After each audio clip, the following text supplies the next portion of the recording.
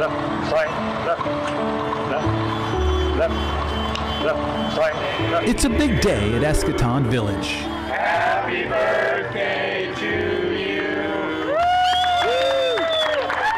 Grass Valley senior citizens lined up Thank you, sir. to surprise one of their own. We're just here to celebrate Lou's 102nd birthday. Lou Conter may no longer be young, Thank you, my God. This is surprising as heck. but he's still young at heart. And it's an honor for us to be out here, my friend. Oh, God. As you can see, he's a bit of a celebrity, Happy birthday. mainly for his military service to the United States. How are you? On behalf of the state of California. Oh, thank you very, very much. You're wearing the wrong colors there. That's an Air Force shirt. I know it. We'll see you next year for the 103rd, okay? Okay, I'll be there, I hope. Conter was only 18 when he enlisted in the U.S. Navy. The Germans had just invaded Poland, and war was on the horizon. I thought, okay, I'll sign up. So I signed up for 4 years. After boot camp, the Denver native was assigned to the USS Arizona. March of 1940, the fleet went to north of Hawaii for exercises. The fleet ended up docking at Pearl Harbor. The Arizona was one of 100 ships anchored to the piers. Conter worked as a quartermaster, making sure equipment and systems were functioning for missions. In here, you see. Conter and the crew were still stationed there 2 years later. He was at his post on a warm December The morning. quartermaster station's right here.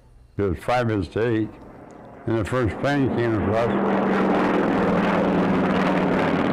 What happened next is something he and America vividly remembers more than 80 years later. Yesterday, December 7th, 1941,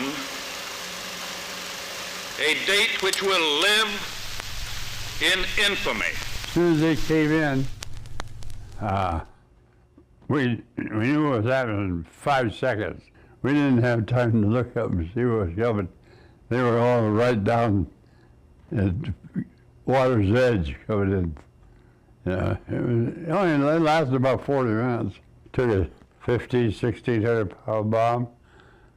Alongside them were 2 turrets.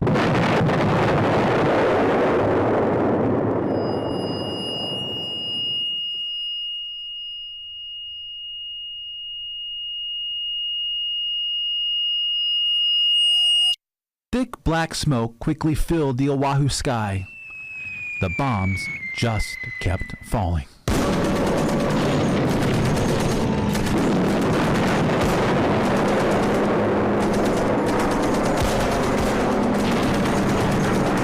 Guys were coming out of the fire, we were grabbing them and laying them down.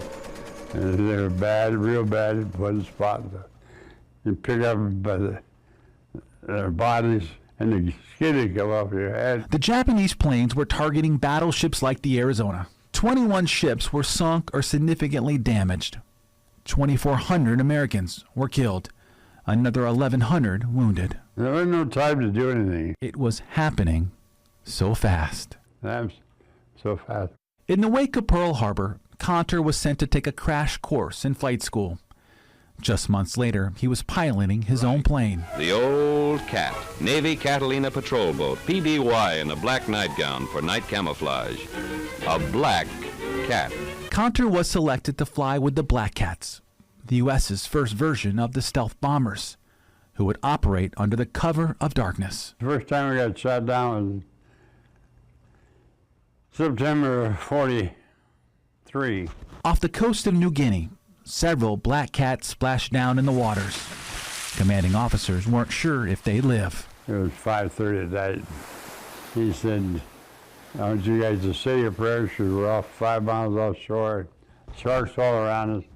I don't think you can make it. And I said, bullshit. I said, you're not dead. Don't panic. Get in a circle. Hold hands. Help each other. And sharks come by, hit them in the nose with their fists. And the first one came by, hit in the nose, and turned around and left. Conter would survive. Survive the oceans and sharks. Survive being stranded for days in enemy territory.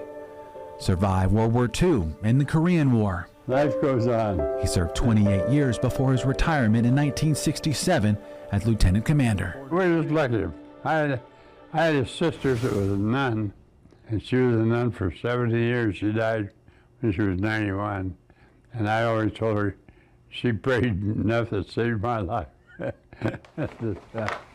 Nobody had a picture like this. His dining room is now a museum, documenting the years of wearing the uniform and those that followed.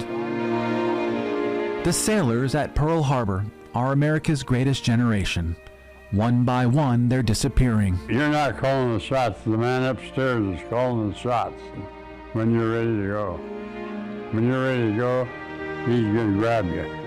In April, the country lost 102-year-old Ken Potts.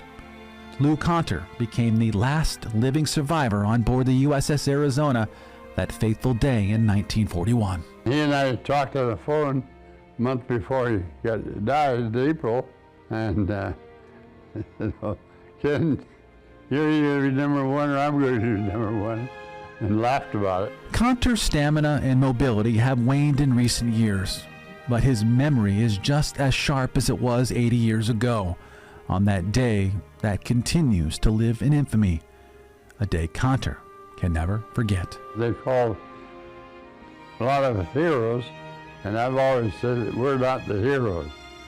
The heroes are the ones that were right there on that day. They lost their life. They gave everything up.